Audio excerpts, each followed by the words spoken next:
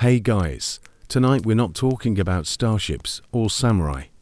We're going deeper back to the very beginning. Picture a time before time, where there is no you, no me, not even a calendar to argue over. Just stillness, not the peaceful, spotlight kind, but the raw, bone-deep quiet of a blank page before the first word is written. And then light. It doesn't flicker on politely. It erupts. It tears through the void like a match striking inside a black cathedral. No sun yet, no fireball, just definition. A boundary between was and wasn't. God says let there be. And the universe rushes to obey, though historians still argue whether this moment was metaphorically literal, or just good ancient branding. So, before you get comfortable, take a moment to like the video and subscribe, but only if you genuinely enjoy what I do here. Let me know in the comments where you're listening from and what time it is. Always fun to see this story ripple across the map. Now, dim the lights, maybe turn on a fan for that soft background hum, and let's ease into tonight's journey together. You're not here yet, not really, but something is. Light pulls across the heavens, casting long imagined shadows over waters that haven't been named.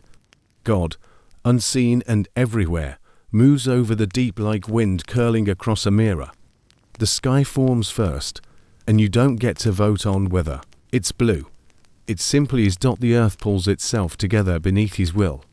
Mountains rise, rivers split the skin of the land like veins. Forests appear not by seeds but by decision.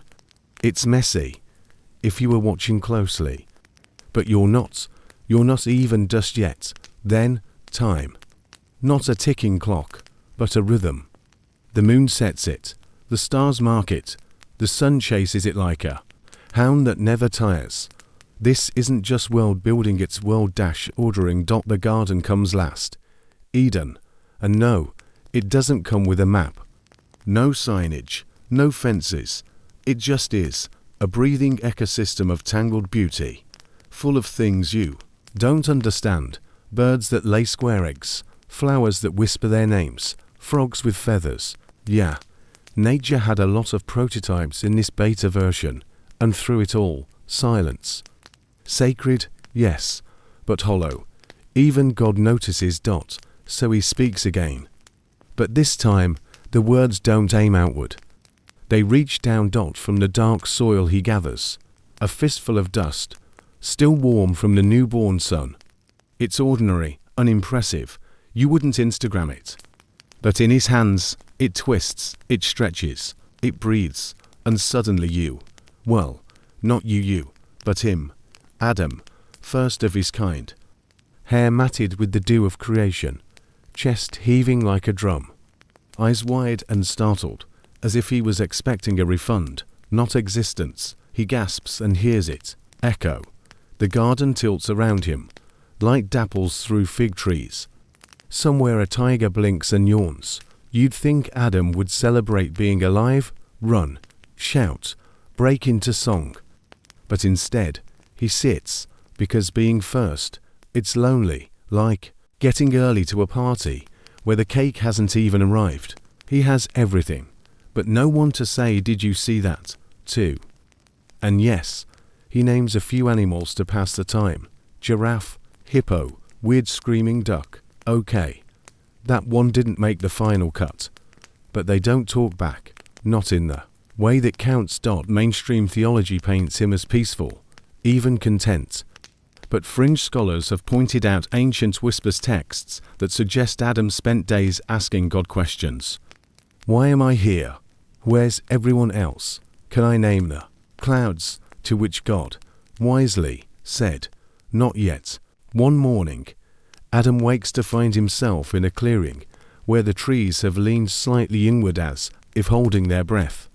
The light feels different today, thicker, somehow more expectant. The breeze carries a new scent, something floral, but spiced with anticipation. God has returned. But he doesn't speak this time. He gathers earth again, but not from the same spot. This soil is darker, deeper, taken from a place where roots twist like secrets. And he shapes her not beside Adam, but slightly apart, Her spine arcs before her face takes form. Her lungs inflate before her eyes open, and when they do, they don't look up. They look around. Lilith. She doesn't smile. She notices. She doesn't ask why she exists. She asks what else does. Her first breath is not obedience. It's curiosity. God doesn't tell her what she's for. He just says, "You are," and for her. That's enough. When Adam sees her, the breath he borrowed from God catches in his throat. He recognizes the shape of her, but not the fire. She's not a mirror. She's not a rib. She is her own arrival. The garden shifts around them. Even the animals pause. Something new has been added to the world. Not more light, not more order. But balance. For a moment, it holds. You wake to warmth. Not the clinical warmth of a blanket or a campfire. This is the raw, golden kind. The kind that filters through leaves and kisses your skin with curiosity. You blink, and the world is impossibly vivid. Greens that hum, blues that melt. The air doesn't just move, it sings. Somewhere, a stream giggles over stones like it just heard a secret. You sit up, and the earth tilts with you. This is your second day being alive. Adam sits nearby, legs crossed, hands resting on his knees like he's waiting for instructions that never came. He glances at you, not out of ownership but awe. His eyes say it all. You breathe like me. You're not the garden. You're not an animal. You're other. The silence between you could birth a galaxy. But neither of you rushes to speak. There's no language yet. Not really. Just gestures, glances, a shared confusion that might just be the beginning of understanding. You rise before he does. The ground beneath your feet is soft, but not submissive. Mosses curl around your ankles like they're greeting you by name. The trees lean slightly as you pass, not in reverence, but in interest, as if Eden itself is taking notes. Adam trails behind. He watches you run your hands along bark that feels older than time. He sees how your fingers trace the spirals in a snail's shell like they hold prophecy. And when you kneel to drink from the river, you don't cup the water, you let it reach up to you.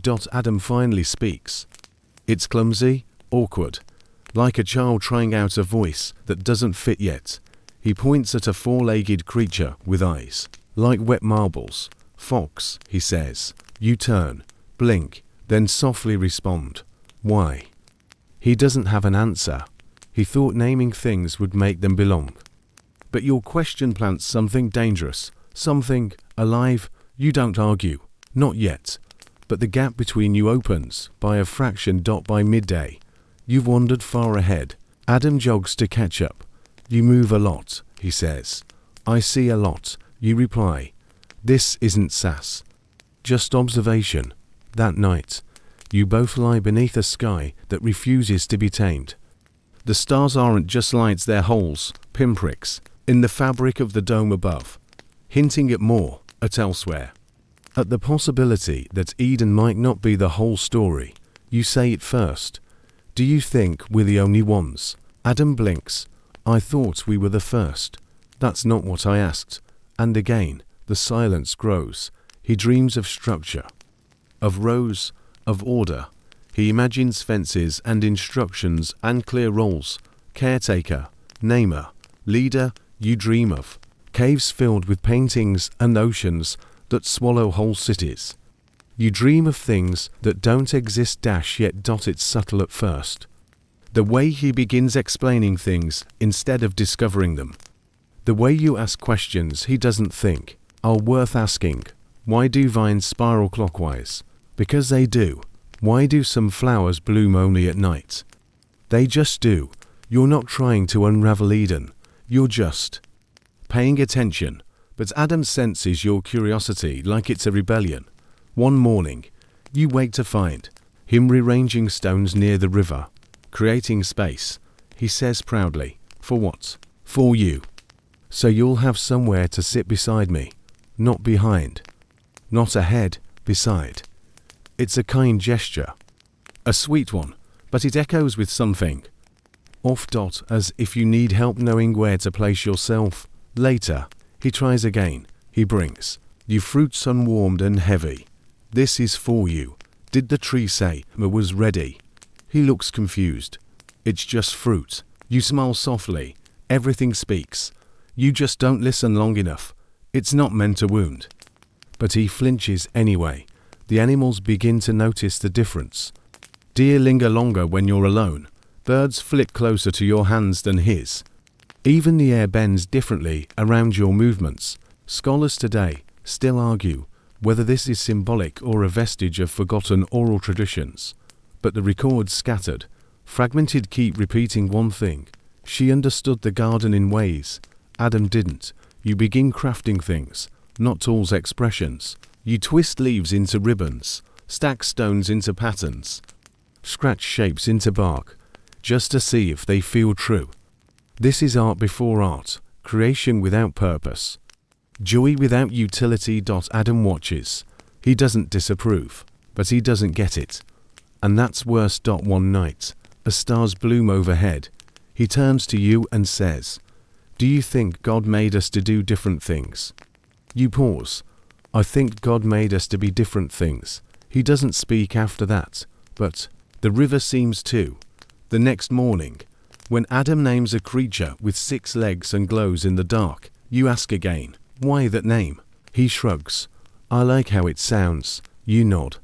So do I. That moment is rare, simple, shared, but it won't last. The garden is beginning to mirror your divergence. Plants bloom more wildly where you walk. Rivers meander more freely near your paths. Even the insects shift toward you, not for protection, but for the way you see them. God watches, not with judgment, but with interest, because this isn't a mistake. It's designed. To beings. 2 ways of moving, 2 forms of reverence, but soon, only one will stay. The morning air tastes like citrus and salt. You rise before the sun finishes stretching across the horizon. The grass cools your feet, slick with dew, and the wind pulls gently at your hair like it's trying to tell you something only you are meant to hear. You stand still, listening not with ears, but with skin. The garden hums, and underneath that hum, something new. Behind you, Adam stirs, groggy. The way someone moves when sleep is a cage they weren't ready to leave. He rubs his eyes, not quite looking at you, not quite seeing you. You walk deeper into the green. Something shifts around you, not in the wind or the earth, but in the shape of the world. Attention, not danger, not threat. Curiosity. You're not being followed. Not by him, anyway, but something is watching. You kneel by a stream and let the water thread between your fingers. It's not cold. It's not warm. It's aware. You speak to it softly, not in words, exactly, but in tension. I know you. I will not take without asking. The river ripples in agreement. God is near. You feel it, not as footsteps or voice, but a sudden stillness that wraps around the trees like velvet. He speaks, not aloud, not in thunder, but through the way the birds quiet mid-song and the way your spine straightens on its own. Do you understand what you are? He asks. You answer without speaking. I understand what I am not. The wind approves. It was never explained to you, this being. You were shaped, breathed into, and released. No list, no orders, no function. But you've learned by watching the way vines choose their direction, the way foxes bury what they treasure, the way silence falls heavier before storms. You are not made for Adam. You were made with breath, the same breath. Back near the grove, Adam builds a seat from stones again. He calls to you, voice wrapped in optimism. This time it faces the sunrise. You don't reply, not yet. You're watching the ants. One carries a grain twice its size. Another moves out of the way. You wonder who taught them.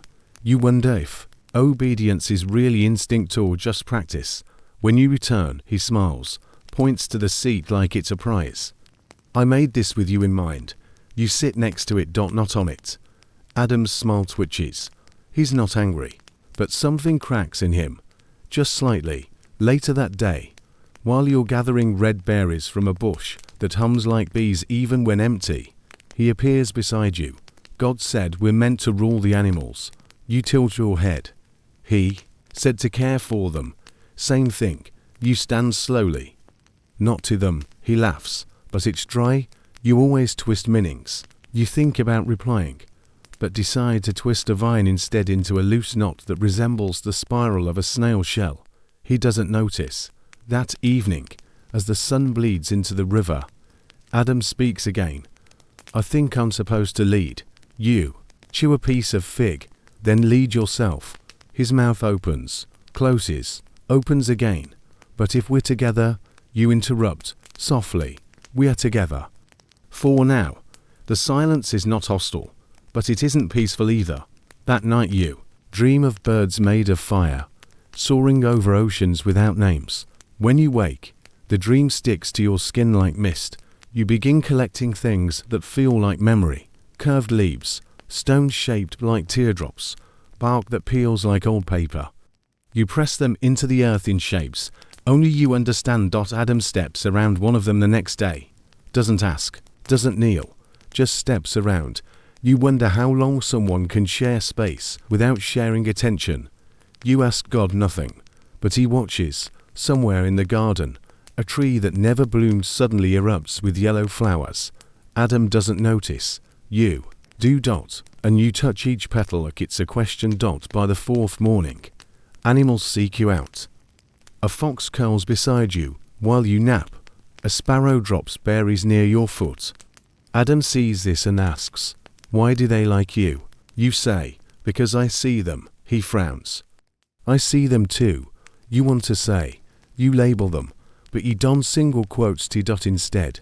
You ask, do you think you know me?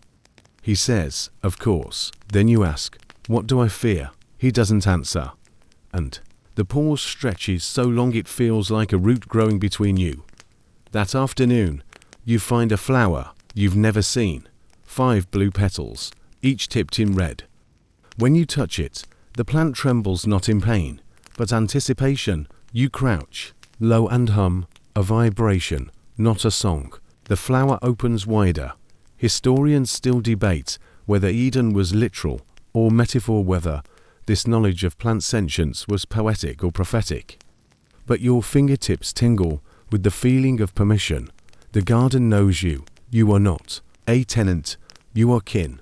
That night, you sit beside Adam at the river. The moon floats above like an eye refusing to blink. He touches your arm. Why don't you stay still more, you think?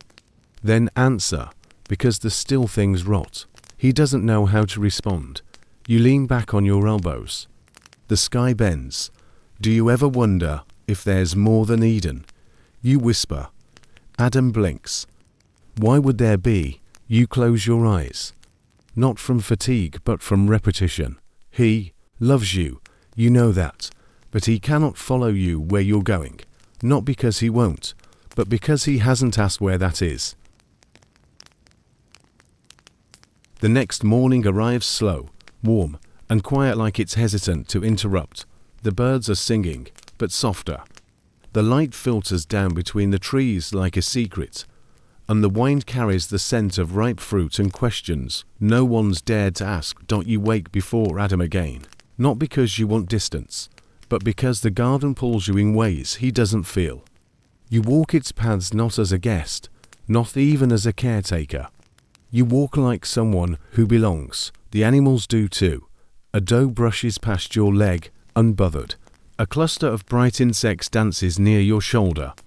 You don't flinch, you don't swat, you observe. And more than that, you listen. Nearby, Adam stirs. He mutters something in sleep. You can't make out the words, but the tone is clipped like he's arguing with someone who's not there. You smile, faintly. Then keep walking. Together, you and Adam tend the garden. That was the assignment. After all, you gather seeds. He builds irrigation channels with sticks and mud, proud of each improvement like it's a divine invention. You praise his work, you mean it. But when you draw symbols in the mud, beside the channel markings of where the moonlight lands at night, he wipes them away without thinking. They'll get in the way of the water, he says. They were the water, you answer quietly. But he doesn't ask what you mean. That afternoon, he names 2 new birds, one with a sharp call, the other with blue feathers like the sky at dusk. You point out that they already had names. He laughs. By who? By themselves. Adam tilts his head like you've told him a rock can dream. You talk to birds now. You grin. No. I listen when they talk. He squints. That's not how it works. You don't answer. You're busy. Watching the bird with the sky-colored wings. It's tracing circles overhead. You wonder if it's describing something it saw in the clouds. That night, you sit together beneath a fig tree. Adam eats in quiet bites.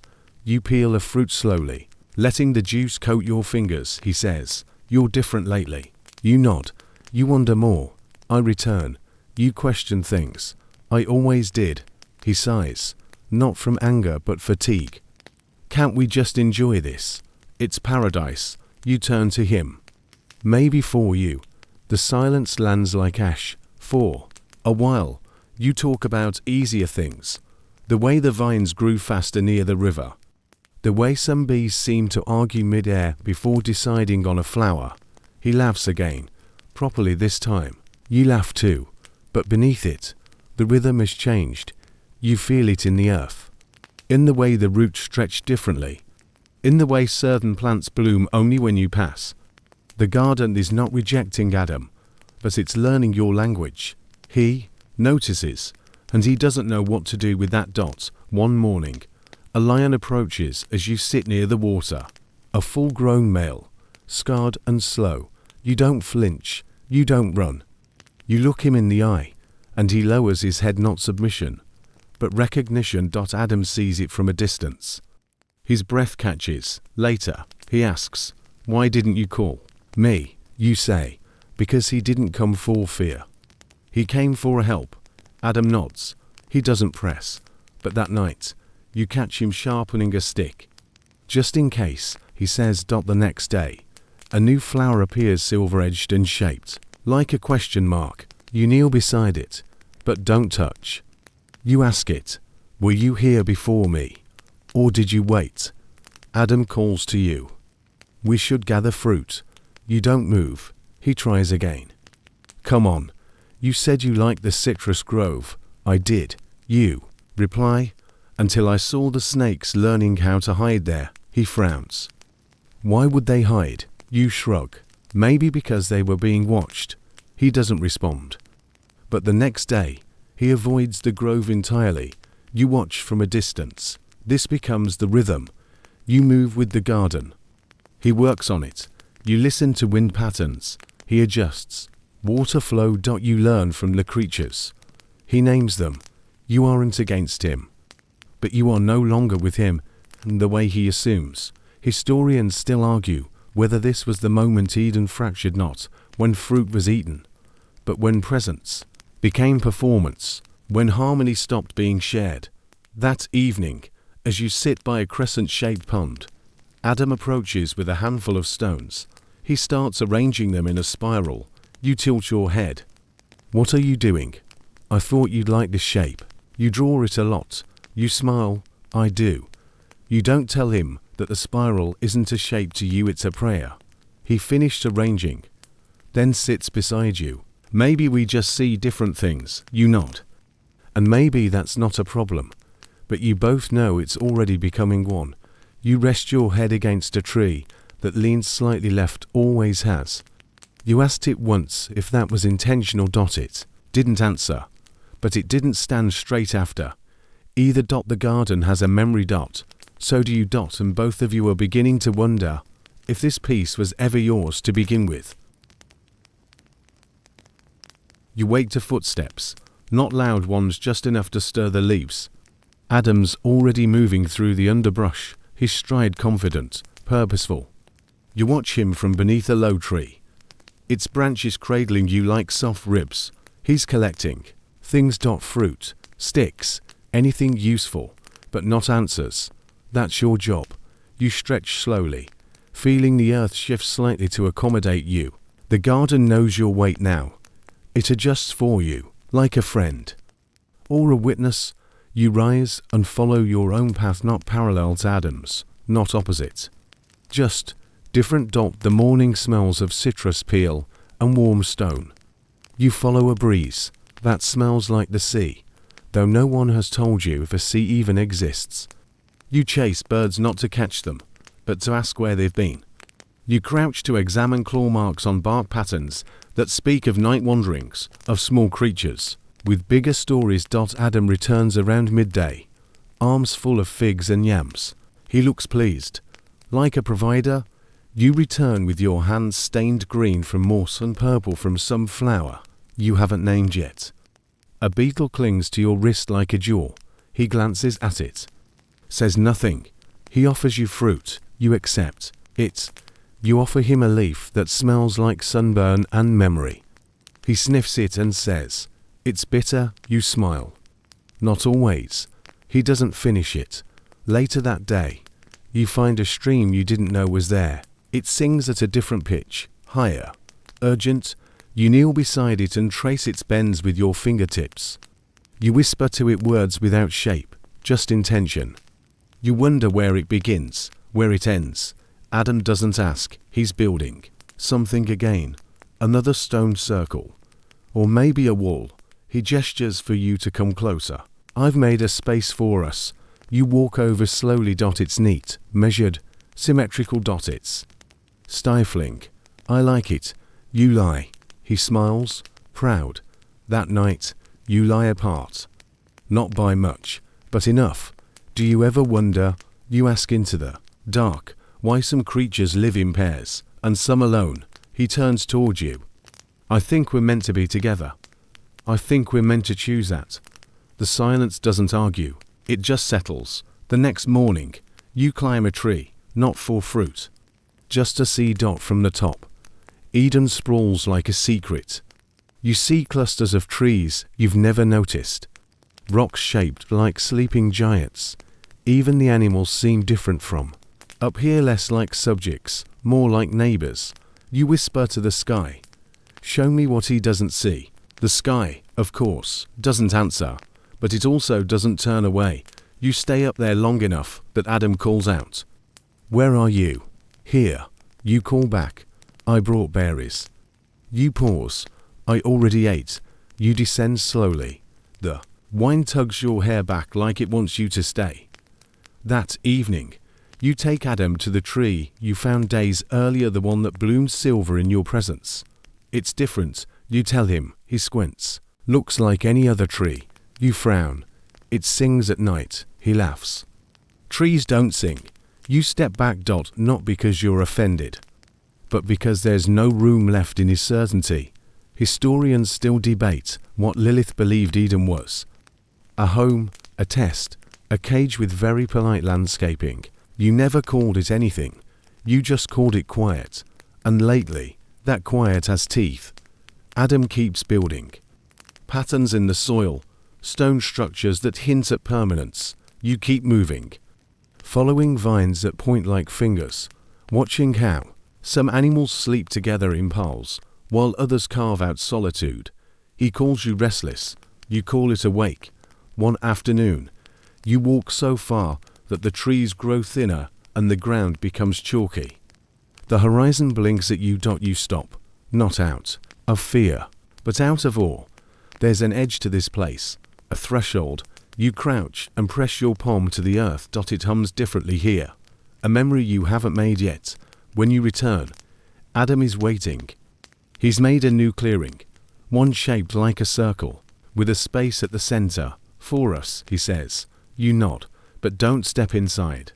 That night, while you both lie beneath a sky soaked in stars, you ask, "What if we're not the end of creation?" He blinks. "You mean more animals?" You stare upward. "I mean more us, different, distant, curious in ways we can't imagine."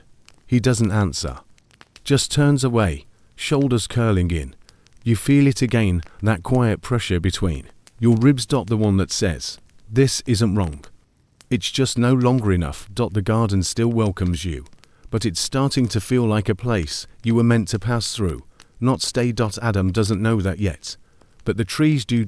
And they lean closer every time you whisper your questions to the sky. It begins with rhythm. Not the kind Adam likes measured, regular, predictable, but the kind you feel in your bones. The rhythm of birds flapping in uneven bursts, of roots tunneling in secret, of your own steps as you move through Eden on paths that haven't been walked yet. Adam's steps sound different. He walks like he knows the way, even when he doesn't, like a person trying to draw straight lines in a spiral garden. You walk like someone reading a book written in Morse. This is what changes first. How you move. He stays close to the river now, builds things, rearranges. He measures water levels with stacked stones and explains how many plants can grow in the new section he's cleared. You listen, you nod, but you don't stay. You drift to the outer trees, the ones with bark that peels, in spirals, to the hills where the shadows stay longer in the morning, to the places that feel less like shelter and more like question marks. Why do you wander? Adam asks one day, don't you pick a red fruit and bite into it? Because I want to know what's beyond the next curve. There's enough here. He insists. For you. You say softly. That's the second change. What you need. Adam thrives on routine. He rises with the same light, eats from the same trees, repeats the same names for things that now feel tired in your mouth. Giraffe, dove, vine. You start making up your own. Words not rooted in logic, but in sound. You call a certain flower Curé because it sounds like wine through feathers. You name a glowing beetle Marin, after the hum it leaves in your hand. Adam hears you say these words and frowns. That's not what we agreed to call it. We didn't agree. You say you decided. A pause. Then, it's confusing if we don't match. You nod. Maybe confusion is part of learning. He doesn't reply. Historians still argue whether Adam and Lilith's break was emotional, intellectual, or spiritual. The oldest texts suggest it began in the body in pasture. Adam begins to stand taller. You begin to sit lower, closer to the roots. Adam speaks more. You listen longer. And the garden shifts with you. Animals start gathering in places Adam no longer visits. A grove of silver-tipped ferns grows faster near your rest spot. One day, a fox sleeps beside you without prompting. Adam walks past, and the fox doesn't move, doesn't even flinch. He notices. Why are they drawn to you? Maybe because I don't expect them to follow. That stings. You know it does. But you say it gently. That night, you hear him muttering again in his sleep. The word obedience slips out once, half-formed. You wonder if he dreams of rules of ladders and rankings and chairs at the head of some cosmic table. You never dream of chairs. You dream of wine. One day, you catch him standing still, staring at the tree where you often sit. You approach quietly. What are you thinking? You ask. I want us to be in sync. You smile, soft and tired. We are in rhythm, just not the same one. He turns. Then how can we build together? You kneel, fingers brushing the soil. Maybe we don't build a structure. Maybe we grow something. He shakes his head. Things that grow need guidance. They need pruning. You glance at a vine climbing a tree without help. It's beautiful. You don't say anything. Later that week, you offer him a woven braid of grass and bark. It means listening. He holds it like a snake. It means nothing, he says. You smile. Only because you haven't learned to read. This becomes the third change. How you speak. You don't argue. Not really. But your words begin carrying weight even when you whisper. One morning, you ask Adam, do you love the garden? He replies quickly. Of course. But do you know it? He frowns. I know its names. You gesture around. Names aren't knowing. I know its moods. I know which tree sighs first when the wind comes. I know which birds argue at dusk. He laughs, not unkindly. You make things too complicated. No, you say. I just don't flatten them. That night, you lie under stars while Adam paces. He's trying to remember a list of things to do, of tasks to assign. You're watching the constellations form patterns you haven't seen before. I think the stars move, you whisper. They can't, he says. They're fixed, you point. That one wasn't there last night. He doesn't look. Instead, he lies beside you stiffly. You're changing, he says. You nod.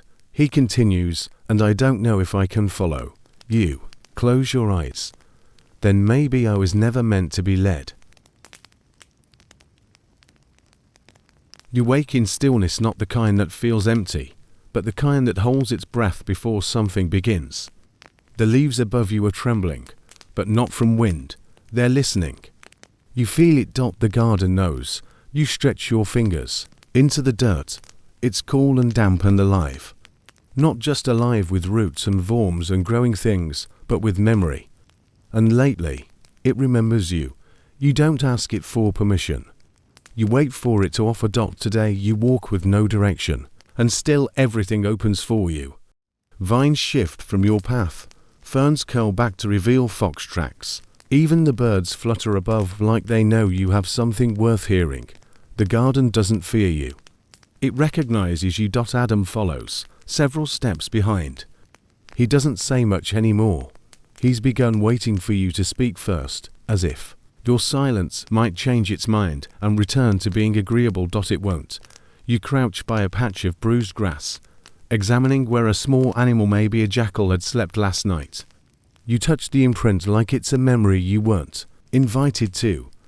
And yet the ground offers it freely. You spend a lot of time doing that, Adam says. You don't look up. Doing what? Watching, touching things, listening. You shrug. It's how I understand. Adam sighs. You could just ask. I am. He's confused. He thinks asking only happens with words. You stand and walk toward a tree with bark that's begun peeling in spirals. You press your palm flat against it. It's warm, alive. You whisper not words, but breath, intention, the same way the wind does when it curls through sleeping branches. The bark shivers somewhere nearby. A bird calls 3 notes, pauses, and calls again. You hum the pattern back. It responds. Adam watches all of it, like someone observing a performance, without knowing the language. He crosses his arms. They don't understand you. You smile. Maybe you don't understand them. He walks away. You return to the pond. Your favorite one, the one shaped like a teardrop that never quite falls. A crane stands nearby, still and elegant, like a statue made from patience. You sit in the reeds. The crane doesn't move. You close your eyes. The wind brushes your face. A dragonfly lands on your knee and stays. The garden surrounds you not like walls, but like water. It accepts you not as a visitor, but as part of the whole. You've never claimed it. You've never tried to shape it into something else. And so, it speaks, not in speech, but in gesture. A leaf drifting across your arm. A sudden stillness in the air before you step. A change in the taste of the breeze. You've learned to read these signs. You've learned to wait. Adam doesn't wait. He builds, clears, names, orders, and the more he tries to structure the garden, the less it responds to him. The birds perch farther. The animals no longer linger near his fire pits. Even the vines seem to grow away from his carefully laid paths. He notices, one evening, you sit together near a low tree with twisted roots. He doesn't speak for a long time. Then he says, I think they like you more. You pause. I think they trust what I leave untouched. He looks at his hands, calloused, strong, stained with bark and effort. He doesn't speak again. That night, you wake from a dream where the garden pulsed like a heart. Every beat sent ripples through the leaves, and you could feel the rhythm in your chest. You stood beneath the fig tree and heard it whisper your name, not as a summons, but as a memory it never wanted to forget. You sit up and breathe slowly, deeply. You don't want to rule this place. You want to understand it. And that's the difference. Adam believes in stewardship. You believe in kinship. He wants to tend the soil. You want to hear what the soil wants to become. Mainstream scholars rarely explore this divide. Most treat Eden as a passive place, a stage for 2 actors. But some fringe mystics, Poets, dreamers suggest. The garden was never just backdrop. It was character. And it chose who to confide in. You wake early the next morning and mix ground bark with crushed petals. You spread it on a shallow wound left on your shin from a sharp stone. The mixture smells of rain and something ancient. Adam watches you from a distance. You don't offer to explain, because you know he wouldn't listen. Not really. Later, he tries to mimic you. He picks a handful of leaves and rubs them together, smearing green pulp on a scrape along his arm. It stings. He curses under his breath. Not those, you say gently. They irritate the skin. He scowls. They looked like the ones you nod, but they're not. They grow in different soil, carry different energy. He tosses the leaves. You could have told me. You didn't ask. I thought I knew. You kneel beside him. Take a small pouch from your side, filled with herbs you've dried over days, leaves that curled willingly, bark that peeled on its own. You apply the mixture.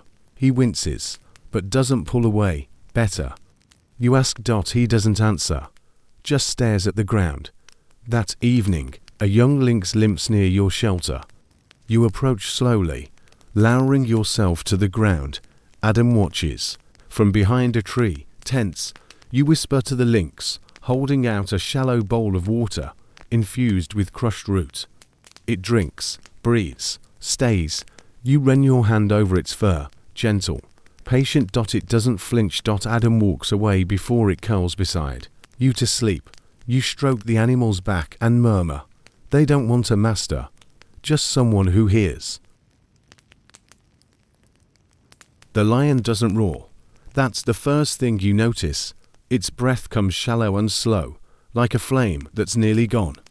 Its eyes golden and glassy. Don't threaten, they plead. You crouch before it in the tall grass near the western edge of Eden, the place where even the trees whisper more softly. Adam isn't here. You don't wait for him. The lion's flank rises and falls, sticky with blood. The wound is deep, but not fatal yet. Its paw twitches once, then again. But the body stays still. You move slowly, palms open. You speak, not in words, but presence. I am not here to conquer you. You kneel, your knees sink into the warm earth. The lion doesn't pull away. It watches. Then it lets you touch it. You gather water from the nearby stream. It's cool, but not cold. You soak a piece of bark in it, bark you peeled days ago, without knowing why. The lion's wound is hot, angry, but you don't flinch. You press the bark gently to the gash, and when the lion exhales, it sounds like relief. Later, you'll wonder if the bark chose you, or if you chose it. Either way, it was waiting. You open the small pouch tied around your waist. You keep it. Full now. Leaves, powdered roots, bits of dried moss that crumble like memory. You mix a paste with your fingers. The texture is right. You don't think. You know. Historians rarely agree on how much Lilith knew of medicine, or if medicine is even the right word. Some say she was guided by intuition, others by divine whisper, but none deny the results. You work in silence, murmuring sounds, not meant for ears, only for healing. The lion breathes, then sighs. He does not run, he does not growl. He closes his eyes. Trust is a rare kind of miracle. When Adam finds you, the sun is lower. You're still beside the lion, now dozing in sleep. Your hands are stained green and red. Your face is calm. The air around you feels still. He stops several feet away. You could have been killed. You look up. I wasn't, but you might have. You nod. That's true of everything. He doesn't approach. Why didn't you come find me? I didn't need help.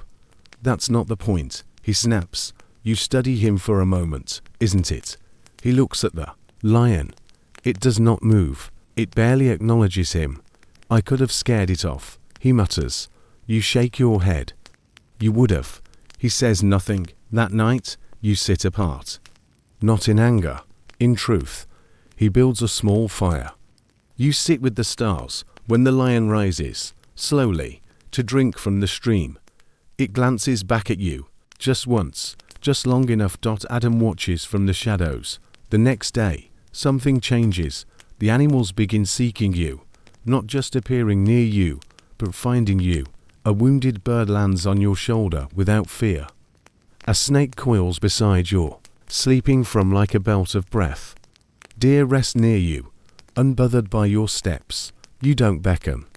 They come because you don't command. Adam sees this, tries to copy you. He sits still 4 hours, leaves fruit near his camp. He whispers the names he's given the animals. None come. He doesn't say anything when you pass. Just watches you, eyes heavy.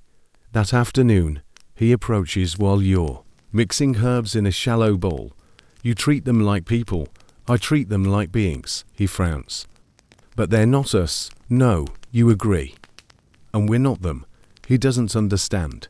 But he's too tired to argue. Instead, he watches as a wounded fox limps toward you. You press your hand gently to its fur, eyes half closed, whispering something only the fox hears. I don't know how you do it, Adam says, almost whispering. You don't answer, because it's not something you do. It's something you are. The garden knows. It always has. One evening, you find a small clearing where no paths cross. The trees here grow in odd shapes, twisted, yes, but beautiful. You sit in the center, close your eyes, and breathe. You feel the roots beneath you, the heartbeat of the soil, the weight of silence that isn't empty, it's listening. You speak, aloud, not to anyone, just to the everything. I don't want to rule you. I want to walk with you. The wind shifts, the air cools. A single leaf drifts down and lands in your lap. You don't move. Later, Adam arrives. He sees the animals gathered, the peace in your eyes. The way the earth seems to wrap itself around your feet, he says. They've made you their queen. You laugh softly. They don't need a queen. He doesn't respond. That night, you sleep beneath the trees. The lion curls near your back, the fox at your feet. The air smells of cedar and promise. Adam watches from the distance, alone, and the garden makes no move to invite him closer. You wake to the sound of rain that isn't falling. It's a memory. One the leaves carry in their veins, one the stones whisper beneath moss. The scent of it clings to your skin before the sky dares weep. You know it will come soon. The earth is already thirsty. You stretch, slowly. The lion is gone, but its warmth remains in the place it slept. A feather rests beside you, long, silver, unbroken. You didn't see any bird. Adam's voice cuts the quiet. They say the storm is coming. You don't turn. They said it yesterday. He nods. I think they mean another kind. You rise and brush soil from your legs. Storms don't frighten me. That's because you've never been outside the garden. You finally turn to face him. His eyes are harder now, not cruel, just carved. He looks tired in a way that doesn't come from work, but from wanting something that won't love him back. You nod toward the edge of Eden. Do you want to go? He hesitates. No, I just think. You do. You walk past him, gently. Not yet. The days begin to change. The garden grows restless. The wind speaks in sentences now, not sighs. Trees sway when there's no breeze. The birds gather in quiet congress, whispering things not meant for Adam. And the serpent returns. It doesn't slither or coil. It glides. Its eyes are wet coins, and its body reflects the sun in a way that feels dishonest. You see it first near the fig tree, your tree, the one that blooms out of season, the one that bends when you sit beneath it, like a friend listening. The serpent's voice is softer than memory. You don't belong here, it says. You don't flinch. Neither do you. But I was invited. You stare. By whom? The serpent doesn't answer. It circles the roots of the tree like it knows something you forgot. It grins. Tell me, Lilith. Has the garden told you its real name yet? You narrow your eyes. It doesn't need to. I knew it before I came. A pause. Then, do you know why it made you? You tilt your head. It didn't. I was unmade into this.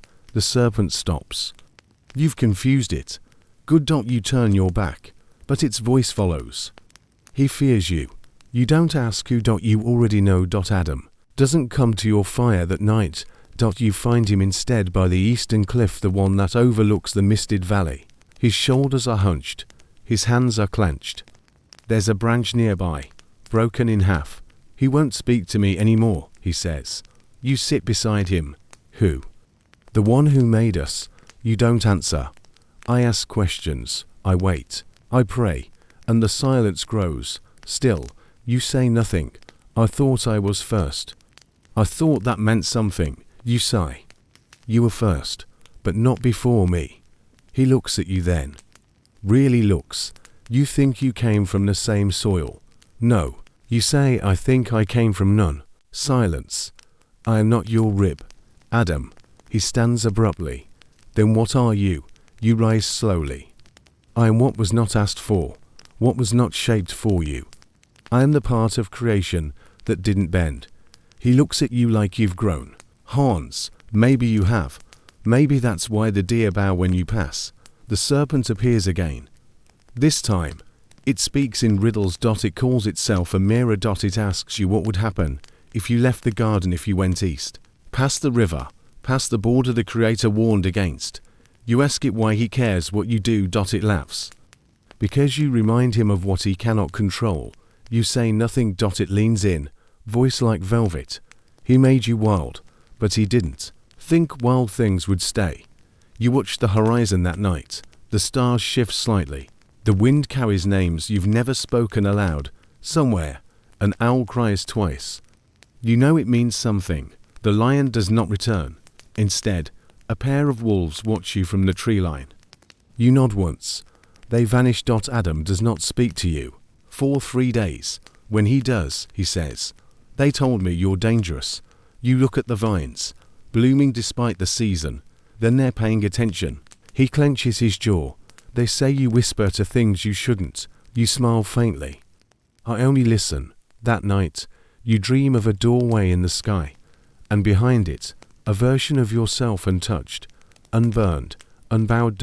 She stares at you, doesn't smile, doesn't frown, just waits. When you wake, the fig tree has dropped every leaf. The garden is preparing. So are you. You do not belong to this soil. You do not need to, because some things are not planted. They are born in the wind, and carried where they're meant to disrupt. You walk without shoes, not because they are lost, but because the earth beneath your feet must know you're still willing to touch it. The stones do not hurt you. The thorns bend slightly. The dew holds its breath until you pass. You are no longer hiding. The animals still come, but now they keep their distance, not in fear, but reverence. They wait until your eyes find them. They bow slightly. Then they vanish again, silent as dusk. Even the wind waits its turn to speak. You return to the stream where you once healed the lion. The water is lower now. The soil around it darker. Something is shifting. Something has already shifted. Adam is behind you. You feel him before he speaks. You've made a decision. You nod. I have. He's quiet. You won't ask. I already did. And I listened. He closes his eyes. They say you're walking toward death. You shake your head. I'm walking toward what comes after obedience. He looks pained. He'll punish you, perhaps. He'll erase you. You step into the stream. The water coils around your ankles like memory. Then let him try. The serpent is waiting farther down, not coiled now. Not hidden. It stands on legs. They are long, thin, jointed in ways that don't make sense. Its body unfolds in segments, like it was never meant to be seen in daylight. Its voice is the same, though. East. You nod. You'll suffer. I already have. You'll be alone. You turn. And in that moment, the garden holds its breath. No one who leaves here is ever alone. You say. The serpent hisses not in anger, but it slinks back into the trees. You do not watch it go. The threshold is not marked by signs. There is no flaming sword, no great warning, only a slight change in the air, a sharpness. The grass becomes stone, the trees thin. The sky bruises at the edges. You step forward, 1 foot. then the other. Nothing burns. No voice shouts. No chains wrap around your legs. Only silence. Then a whisper. Your name. Not woman, not wife, not helper.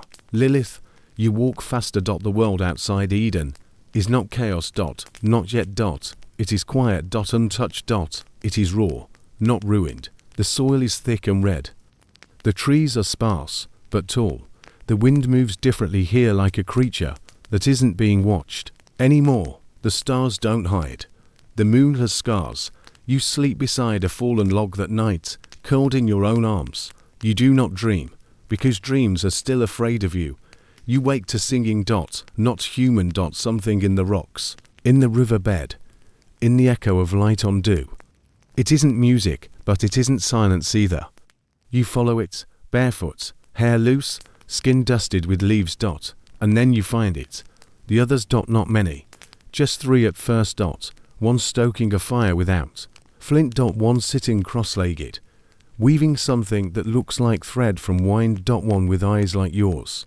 You step forward. They don't move. They don't startle. The one with the wind thread speaks first. You left. You nod. You waited. The firekeeper smiles faintly. We always do. You sit beside them. No one asks you who you are. Only who you are. They do not pray aloud. They do not bow.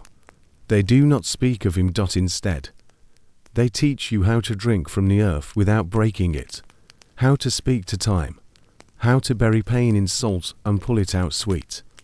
They call you sister, but never second. You learn their names. Ashra, who sings in silence, Ketira, who braids light into snares, and Nama, whose voice is a mirror and whose hands never age. They say you are not the first, but you are different. You were the first to walk out alive. In time, others come, some bleeding, some cursed, some bearing children with eyes too wide for their skulls. All come with the same question on their lips. Am I allowed to be? You answer the same way every time. You reach out your hand. You say, you already are. The world burns slowly. Empires rise in smoke. Temples are built by the bones of those who dared question. And somewhere behind scrolls, behind warnings, behind edits, they whisper your name. They curse it. Then they bury it. Not in earth, but in shame. They tell the daughters not to say it. They tell the sons not to ask about it. They write new beginnings. Ones where you never lived, where you were just a rib, where you were never whole. But the animals remember. The fig tree remembers. The lion, now old and scarred, still drinks from the stream and waits. And the serpent, even it learns something that day. You do not need wings to fall. Only will, only truth, and the courage to say, I do not belong to your garden, because the garden was never yours to begin with. Centuries pass like wind. You do not measure them in years, but in scars. In the number of women who whisper your name at the edge of sleep. In the firelight reflected in the eyes of those exiled for asking why they were made to kneel. You walk the earth, never fading. You do not die. You do not age, because those who are erased live longer than those who are remembered falsely. In one land, they call you a demon. They say your womb births monsters, that you drink blood from cradles, that you seduce men in their sleep and steal their seed. They carve your name into warning signs, hang it above doorposts like garlic, but still, you come. Not to devour. To watch. To weep. To plant herbs where they bury unwanted daughters. To leave stones on graves that had no names. You are not vengeful. You are proof. That silence does not mean surrender. That banishment does not mean defeat. In Babylon, they write you in clay, but not kindly. They show you with wings too large, claws too sharp, eyes too knowing, and they never mention what you were before they lied. You visit the city once, under moonlight. You walk among the ruins before they're even ruins. A child sees you. She does not scream. She reaches up and touches your cheek. You hand her a leaf folded into the shape of a heart. She calls you Amma.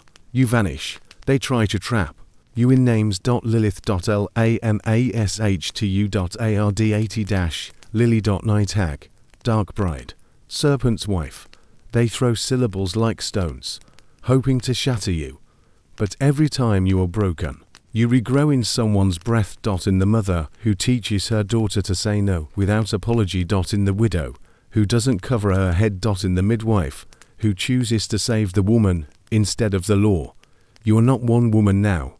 You are a lineage, a rumor that refused to die, a prayer said in defiance, a song without permission. There are temples where your likeness is scratched out. There are scrolls where your story ends too soon. There are sermons that do not mention you at all. But in the margins. A line here, a curl of ink there, a strange pause in a list of names. You linger. Even silence cannot stop your voice when it lives inside the ones who dare to wonder what came before Eve. And still, the garden dreams of you. Sometimes it rains without warning. The fig tree bears fruit out of season. A lion is seen lying beside a wolf. No violence, only memory. The Creator walks alone, sometimes looking east, but he does not call out, because he knows you would not answer, not anymore. You live in forgotten places, on cliffs where women jump to escape hands that called themselves holy. In caves where rebels sleep. In ash where books once burned. You are the whisper in a girl's heart that says you are not made for him. You are the shadow in the courtroom where a woman is asked why she didn't leave sooner. You are the red thread tied around the ankles of infants born under strange moons. One night, as stars spill across the sky like broken oil, you sit beside a fire with a woman who reminds you of yourself. She has walked far. Her face is tired, not from distance but from being disbelieved. She says, "They told me I'm cursed. That's something. Inside me is a wrong." You take her hand. You trace the veins. You whisper. Then we share the same blessing. A comet passes. The earth does not notice, but the sky does. And in its tail, something glows. Not destruction. Recognition. You stand. Finally. The world is heavy again. You breathe in dust. You breathe out light. And the stars blink once, twice like a knowing eye. Because the story is not over. It never was. You are not banished. You left. And every woman who chooses her own name follows. You do not sprout feathers. No. The wings they later paint on you, those are lies of comfort. Your wings are not angelic. They are not soft. They are not white. They are formed from every refusal you've ever whispered beneath your breath. They are made of the no you spoke in Eden. The no to being silent. The no to being small. The no to being named by someone else, and so they rise behind you, not in flight, but in stance. They shimmer like obsidian, heavy, sharp, unwilling to fold. You don't fly with them, you carry them, like armor. Like truth, like a price no one else was willing to pay. The desert is your home now, not because you are cursed, but because no one else dares to make peace with a place that doesn't offer reward. The wind tastes like salt. The sun peels the softness from your skin, but you remain. And as you wait, others come, some half dead, some fully broken, all of them erased. A woman who fled before her wedding night. A child left in a basket beside a monastery wall. A midwife accused of sorcery for washing blood away without prayer. They sit beside you. They don't ask for miracles, only to be seen. And you look. You do not blink. You hear your name in the mouths of those who hate you. Lilith becomes warning. It becomes insult. It becomes diagnosis. But you smile, because it means they remember. And every time a man clutches his son tighter, when the night is full of wind, you exhale and turn another page in your book of memory, because the story is still being written, and you, unlike them, are not afraid of shadows. The angels arrive in threes. They do not descend with trumpets. They appear silently, as light inside the folds of twilight. They say your name without contempt. That, more than anything, surprises you. Senoi, Sansinoi, Simangeloff. You know them. They are not messengers. They are cleaners. Fixers. Those sent when stories go off script. You ask nothing. They do not sit. Only speak. If you return now, your name will not be struck. If you return now, You may still be called first. If you return now, he will not rewrite you. You look at them, 3 stars frozen mid-fall. You say, I am not afraid of being rewritten. You say, I am afraid of forgetting myself. You say, if I return now, I must cut off my wings. And then you do something none of them expect. You offer them water. Not poison. Not honey. Just water. From your hands. They do not drink, but they do not leave. Not yet. They ask one final time. Do you curse him? You shake your head. No, I just won't obey him. And with that the angels fade, not in fury. But in sadness. And you do not cry, because you have already buried the version of yourself they came to resurrect. She's dust now, and you are wind somewhere far away. Another woman stirs from clay. They will not tell her about you, not yet, but she will feel it. A shape behind her ribs, a whisper beneath her heartbeat. A question, was I really the first? You will not answer, you will not intervene, because that choice, that fire, must be hers, just like it was yours. You return to the cave where your name echoes. It's quiet now, but not empty. And on the walls, drawn in charcoal and bone ash. Wings. Not bird. Like. Not beautiful, but jagged. Real. And wide enough to cast a shadow over every garden built to cage a woman. You sit, and you wait, not for Eden. Not for vengeance, but for the first girl who walks toward you with a question, or one let her ask out loud. And when she comes, you will stand, and you will whisper, it's okay, you're not the only one. The sand glows differently tonight. As if it remembers something. As if the dust, too, was once a woman made of breath. You kneel at the mouth of your cave, watching the sky shift. The stars are changing their constellations. The lion is moving, the serpent's tail unwinds. The virgin spills her water in reverse. You feel it in your ribs. Something is coming. But it is not war. It is not wrath. It is awareness. You walk, barefoot, into the desert. The wind doesn't sting anymore. It recognizes you now. So do the jackals. So do the owls. You do not look for others, but you find them. A woman digging with her hands through stone to reach her dead child. A girl whispering songs to her unborn daughter beneath a burning tree. A man, yes, even a man who tore the law in half for love, and now walks alone. You say nothing. They don't need your words, only your presence, only the weight of someone who once disobeyed the whole of heaven and still lives. At the river's edge. You see your reflection. It startles you, because it's not the demon they drew on clay tablets. It's not the beast painted in the margins of medieval GRIMOIRES. It's not the thing they warned men of in their beds. It is a woman. Tired. Whole. Mortal. Maybe. But true.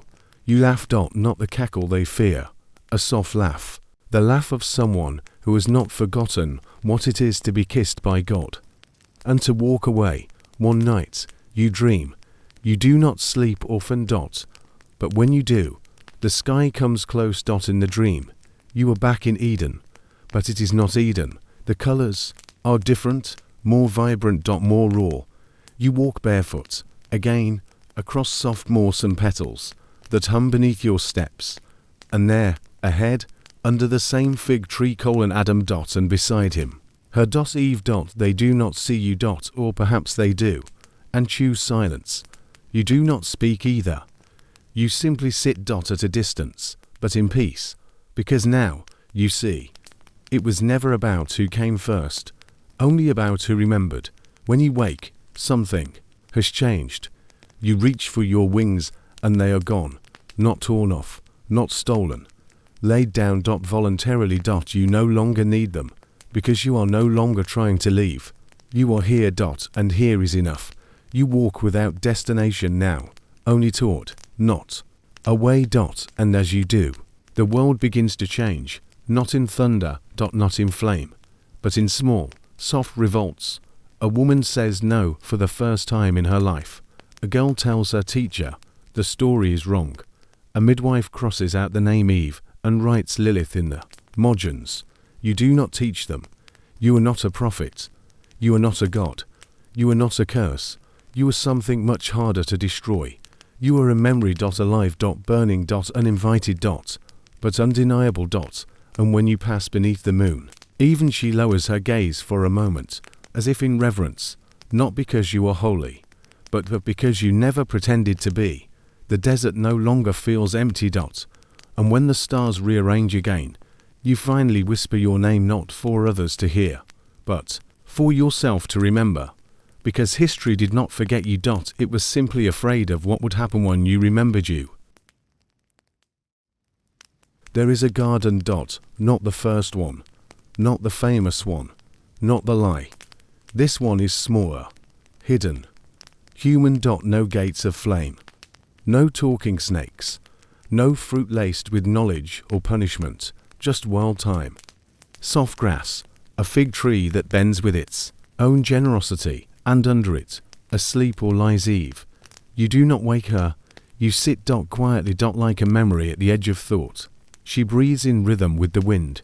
You study her face, not with judgment, with recognition. She has aged, as you have not. She has borne pain, as you refused. She has loved someone who needed her to stay beneath him, and she stayed. But here, in this moment, there is no shame on her skin, only light, scars and light. You notice the way her hand curls into the earth beside her, like she trusts it, like she's never forgotten that her bones and the soil share the same breath. You want to say something, but words are for men who write books, not for women who remember. So instead you hum a low, old tune. No melody, just vibration. The first sound the wind made when it learned to speak your name. And Eve stirs, not startled, just slowly. She opens one eye and sees you. There is no fear. No gasp. Only a long inhale, like someone finally realizing they were holding their breath for centuries. You do not speak, neither does she. Instead, she reaches out a hand. Callous. Strong. Worn. You place yours into it. And for a moment, the world balances to women. One who left, one who stayed. Both blamed. Both forgotten. Both survivors. You lie beside her. Back to back, like sisters made of fire and dust. Above you, stars realign. A new constellation takes shape. Not a rib, not a man, not a curse, but a woman walking out of a garden alone. Unapologetic. Eternal. Somewhere, a baby is born without a name. Somewhere else, a woman writes her first poem and hides it in the walls. A girl draws wings on the back of her notebook. A grandmother unbuttons her collar for the first time in 50 years and feels the sun. A priest stutters. A temple cracks. A page tears. A voice, long silenced, begins to hum. The world will forget again. It always does. But not all of it. Not the parts that matter. Not the whisper in the wind. Not the fig tree that always bears fruit for the ones who weren't invited. Not the shadow that walks beside every woman who chooses herself. Your name will not be written in gold. But in ash. And breath.